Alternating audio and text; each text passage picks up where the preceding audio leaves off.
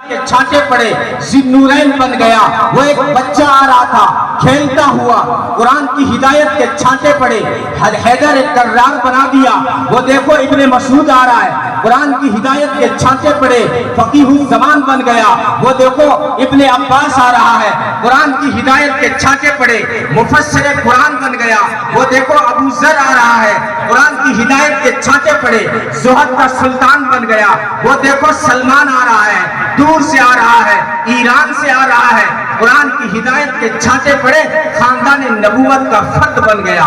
وہ دیکھو وہ غلام آ رہا ہے، آزاد نہیں ہے، غلام ہے، عرب سے نہیں ہے، حبش سے ہے، گورا نہیں ہے، کالا ہے، خوبصورت نہیں ہے، سانولا ہے، قریب کا نہیں ہے، دور کا ہے، اپنا نہیں ہے، پرایا ہے، یگانہ نہیں ہے، بیگانہ ہے، لیکن قرآن کی ہدایت کے چھانٹے پڑے تو چلتا زمین پر ہے، قدموں کی آہٹ جنت میں سنائی دیتی ہے۔ تو قرآن ہدی للناس بھی ہے، ہدی للمتقین بھی ہے، یہ ہدی للناس ہے۔ قرآن نے کہا ان ھذا القرآن یہدی للتی ہی اقوم، قرآن یہ وہ کتاب ہے جس سے قومیں ہدایت حاصل کرتی ہیں۔ قوموں نے قرآن سے ہدایت حاصل کی، قرآن ہدایت ہے۔ وہ دیکھیے اوس اور خزرج جو پانی پہ لڑتے تھے، اگر کسی نے پہلے ڈول بھر دیا اس پہ لڑائی شروع ہو جاتی اور پھر صدیوں تک چلتی تھی۔ لیکن جب قرآن کی ہدایت آئی تو پھر کیسے ایک ہوئے کہ یرموک میں 3 صحابہ مرنے کو تو گوارا کر لیتے ہیں لیکن اپنے بھائی سے پہلے پانی پینا گوارا نہیں کرتے۔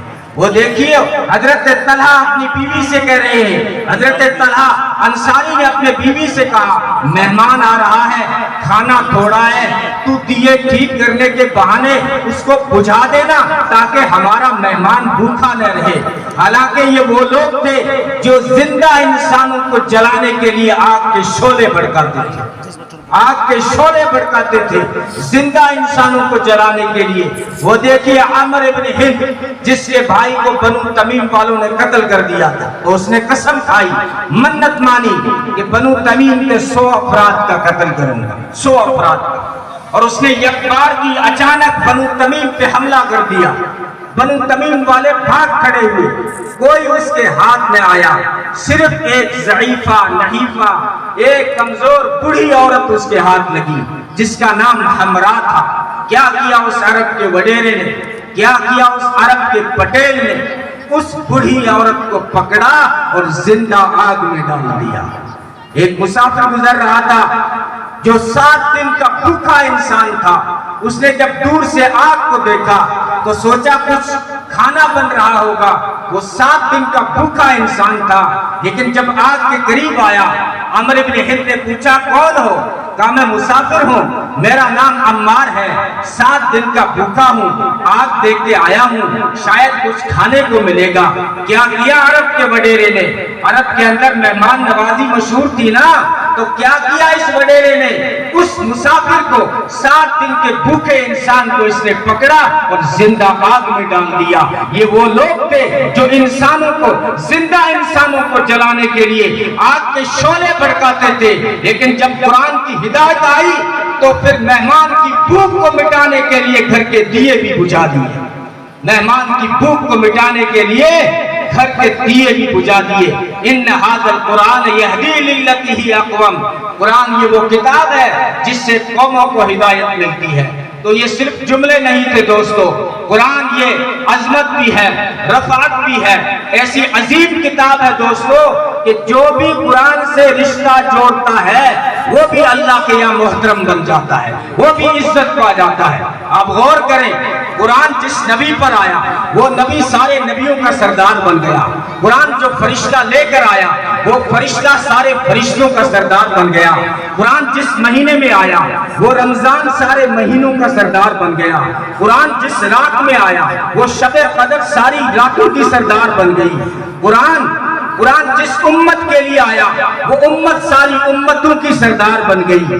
یہ تو بڑی چیزیں تھی، آئیے چھوٹی چیزیں دکھاتا ہوں۔ چھوٹی چیزیں جب قرآن سے رشتہ جوڑتی ہیں تو وہ بھی عزت پا جاتی ہے، وہ بھی عزت پا جاتی ہے۔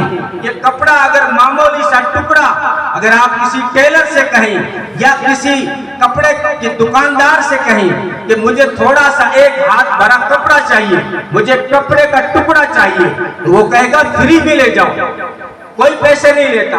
اس ٹکڑے کی کیا قیمت لوں؟ یہ کپڑا بے وقت ہے، اس کی کوئی قیمت نہیں ہے۔ میں نے وہ کپڑا اٹھایا اور میں پہنچا ٹیلر کے پاس، میں نے کہا ٹیلر صاحب یہ چھوٹا سا کپڑے کا ٹکڑا ہے، فلاں دکاندار نے مجھے گفٹ میں دیا ہے، اب ذرا تم اس کپڑے سے قرآن کا جزدان بنا دو۔ جب ٹیلر قرآن کا جزدان اس کپڑے کے ٹکڑے سے بنائے گا تو پھر اس جزدان کو سینے سے لگایا جائے گا، پھر اس کو چوما جائے گا، اس کو پیشانی سے لگایا جائے گا۔ ارے اس کپڑے کے ٹکڑے کو عزت کیوں مل گئی؟ اسی لیے مل گئی کہ اس نے اپنا رشتہ قرآن سے جوڑ لیا۔ لکڑی کا ٹکڑا پڑاؤ، لکڑی تو لوگ چولہے میں کھا لے، کوئی حل بنا دے ہے، کوئی تو گھر میں لگا دے ہے، لکڑی کو ٹکڑوں کے کام کو، بڑے بڑے فرنیچروں کی بات نہیں کرتا، میں شیشم برکت کی بات نہیں کرتا۔ معمولی سا ٹکڑا پڑا تھا، میں نے اس کو اٹھایا، میں نے جا کے کارپینٹر کو دیا، میں نے ستھار کو دیا، ستھار صاحب یہ معمولی سا لکڑی کا ٹکڑا ہے، اس سے ذرا تم قرآن کی رحل بنا دو۔ جب وہ رحل بن کے تیار ہو جائے گی تو اس کو سینے سے لگایا جائے گا، اس کو چوما جائے گا، اس کو اوپر رکھا جائے گا۔ اور اس لکڑی کے ٹکڑے کو عزت کیوں ملی؟ اس لیے کہ اس نے اپنا رشتہ قرآن سے جوڑ لیا، قرآن سے جوڑ لیا۔ اس سے بھی ہلکی چیزیں دیکھا ہوں، کتا گاڑی والے نے فری میں دیوا، پتہ نہیں آپ کے یہاں گاڑی وہ آتی ہے نہیں آتی، دیہاتوں میں وہ گاڑی گھومتی رہتی ہے، آگے پلاسٹک پرانے ڈمبے پرانے پتہ نہیں کتے کیا کیا وہ اعلان کرتے رہتے ہیں، تو اس کو کبھی ہم اپنے گھر میں کچرے کی طرح پڑے ہوئے کتوں کو اٹھا کے گاڑی والے کو دے دیتے ہیں۔ گاڑی والا پوچھتا ہے تو نے اتنے سارے کتے دیے ہیں، اب میں کیا دوں؟ کیا دے گا؟ ٹینگر نہ ڈھولی پکڑا دے اور کیا ہو کتا کے بدلے میں؟ کتا اتنا بے قیمت ہے، لیکن یہی کتا جب قرآن کی جلد بنتا ہے تو اس کتے کے پکش میں خدا عرش پہ بولتا ہے اور کہتا ہے لا یمسہ الا المطہرون۔ اب اس کتے کو تم بغیر وضو کے چھو نہیں سکتے۔ ارے اس کتے کو عزت کیوں مل گئی؟ اس لیے کہ اس نے اپنا رشتہ قرآن سے جوڑ لیا۔ تو مسلمانوں اگر ہم بھی اپنا رشتہ قرآن سے جوڑ لیں تو کیا ہمیں عزت نہیں مل سکتی؟ اقبال نے کہا تھا وہ معزز تھے زمانے میں مسلمان ہو کر اور تم ذلیل و خوار ہوئے تارک گناہ ہو کر۔ آج مسلمانوں کو عزت کیوں نہیں مل رہی ہے؟ پیسے کی کوئی کمی نہیں، بینک چل رہے ہیں تمہارے پیسوں سے، حکومتوں کی بھی کوئی کمی نہیں ہے، تعداد میں بھی بہت ہو تم، پھر بھی کوئی وقار نہیں، کوئی اسٹیٹس نہیں، کوئی مقام نہیں، کوئی ویلیو نہیں۔ ورلڈ کی سطح پہ دیکھیں تو ہوا نکلی ہوئی ہے۔ اقبال کہتا ہے اس کی وجہ یہ ہے کہ مسلمانوں نے سب کچھ بنایا لیکن قرآن سے رشتہ نہیں جوڑا۔ کہتا ہے وہ معزز تھے زمانے میں مسلمان ہو کر، اور تمہارا خیال تھا کہ جب انگلش فر بولیں گے تو پھر جو ہے ہم عزت پا جائیں گے۔ وہ بھی کر کے دیکھ لیا، کما کے بھی دیکھ لیا، بڑی عالی شان بلڈنگیں بھی بنا کے دیکھ لی، لیکن وقار نہیں ملا۔ شاعر کہتا ہے تھے کیک کے خیال میں تو روٹی بھی گئی، چاہی تھی شے بڑی تو چھوٹی بھی گئی، وائز قوم کی نصیحت کو نہ مانا آخر، پتلون کی تاک میں لنگوٹی بھی گئی۔ انگریز نے لنگوٹی چھین لی تمہاری، کلچر چھین لیا تمہارا، بوری کی طرح پیک کر کے کھڑا کر دیا۔ اب چلتا ہے پیچھے سے دیکھو یوں لگتا ہے کہ بوری کے ٹانگیں لگ گئی ہوں، لیکن کیا زیادہ کچھ نہیں دیا، صرف تیرا لباس چینج کیا، صرف تیری سوچ کو چینج کیا۔ وہ تجھے عزت نہیں دلا سکا۔ انگلش پر بولنا حالانکہ منع نہیں کر رہا ہوں، اسلام منع نہیں کرتا ہے، بلکہ نبی پاک صلی اللہ علیہ وسلم کا حکم اشارہ کر رہا ہے مسلمانوں انگلش سیکھو۔ بڑی ذمہ داری سے بول رہا ہوں، علماء کی موجودگی میں بول رہا ہوں۔ نبی پاک صلی اللہ علیہ وسلم نے حضرت زید بن ثابت کو حکم دیا کہ وہ زید دشمن مجھے خط لکھتے ہیں، یہود و نصارہ مجھے خط لکھتے ہیں، یہ عبرانی اور سریانی بھاشاؤں میں لکھتے ہیں، پتہ نہیں کیا لکھتے رہتے ہیں۔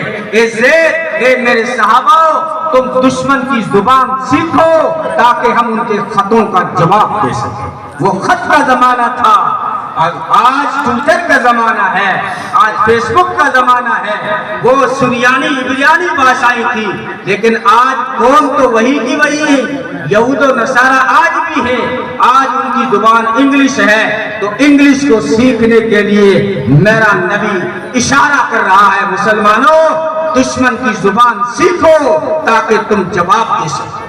کیوں؟ اگر کوئی جو ہے فرانس میں نبی کے خلاف بکواس کرے، ڈنمارک میں نبی کے خلاف بکواس کرے، اور تو یہاں فیس بک پر لگا رہی مارواڑی میں گاڑی پکے، کیا فرق پڑے گا؟ کیا فرق پڑے گا؟ اگر ان کو جواب دینا ہے تو انگلش سیکھنا پڑے گا، انگلش سیکھنا پڑے گا۔ نبی نے فرمایا ساری زبانیں اللہ کی مخلوق ہیں، کسی زبان کی برائی نہیں کر سکتے۔ چائنا جیسی نہ سمجھ میں آنے والی زبان کو بھی آپ حقارت کی نگاہ سے اسلام کہتا ہے مت دیکھو، کیونکہ چائنا وہ کیسی زبان ہے لیکن مخلوق اللہ کی ہے۔ اللہ کی مخلوق میں عیب نکالنا، اس کی کاریگری میں عیب نکالنا ہے۔ اس لیے نبی نے فرمایا ساری زبانیں اللہ کی مخلوق ہیں۔ اپنے صحابہ کو حکم دیا تو پھر کیا اثر ہوا پتہ ہے؟ علماء جانتے ہیں صحابہ میں ایسے لوگ تھے جو فارسی جانتے تھے، صحابہ میں ایسے لوگ تھے جو سندھی زبان جانتے تھے، صحابہ میں ایسے لوگ تھے جو عبرانی اور سریانی جانتے تھے، اور حضرت عبداللہ ابن زبیر 100 زبانیں جانتے تھے، 100 پوری 100۔ انہوں نے دنیا کے مختلف علاقوں سے 100 غلام رکھے تھے، اسی لیے تاکہ ان غلاموں سے مختلف علاقوں کی زبان کو سیکھ سکوں۔ انہوں نے غلاموں کے ذریعے سے 100 زبانوں کو سیکھ لیا تھا۔ نبی نے یہ اسلام